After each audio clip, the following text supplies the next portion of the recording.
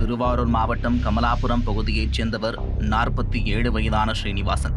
கட்டட மேஸ்திரியாக வேலை பார்த்து வந்த இவர் கடந்த வருடம் தனது 1.5 ஏக்கர் நிலத்தை பக்கத்து நிலத்தைச் சேர்ந்த பழனி என்பவருக்கு 27,000 ரூபாய்க்கு லீஸுக்கு கொடுத்துள்ளார்.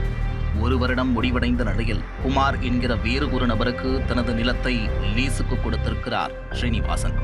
அதனை ஏற்றுக்கொள்ள முடியாத பழனி தொடர்ந்து குமாருக்கு தொல்லை கொடுத்து வந்ததாக கூறப்படுகிறது.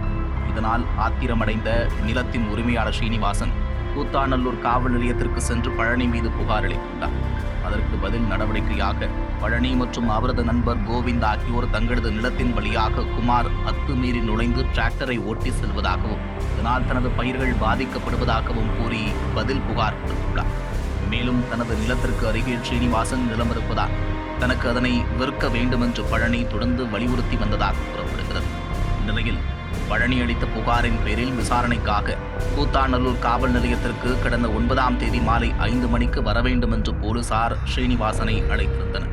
அன்று மதியம் அவர் களைக்கொல்லி மருந்தை குடித்து தற்கொலைக்கு முயன்றுள்ளார்.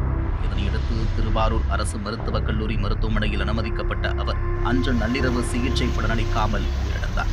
இதனையடுத்து தற்கொலைக்கு காரணமான பழனி மற்றும் கோவிந்த் மீது நடவடிக்கை எடுக்க வேண்டும் என்று ஸ்ரீனிவாசனின் தாய் குரடாச்சேரி காவல் நிலையத்தில் புகார் அளித்ததுடன் உறவினர்களுடன் சேர்ந்து போராட்டத்தில் ஈடுபட முயன்றார்.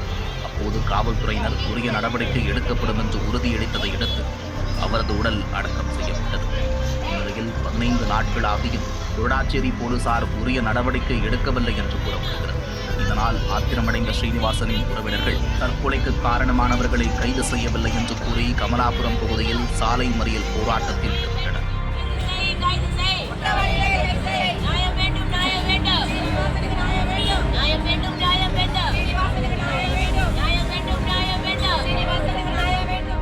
இந்த சாலை மறியலால் அந்த பகுதியில் சுமார் 1 மணி நேரத்திற்கும் மேலாக போக்குவரத்து பாதிக்கப்பட்டது.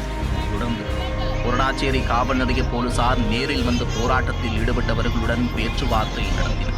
குற்றவாளிகள் உடனே கைது செய்யப்படுவார்கள் என்று உறுதியளித்ததை அடுத்து போராட்டம் கைவிடப்பட்டது.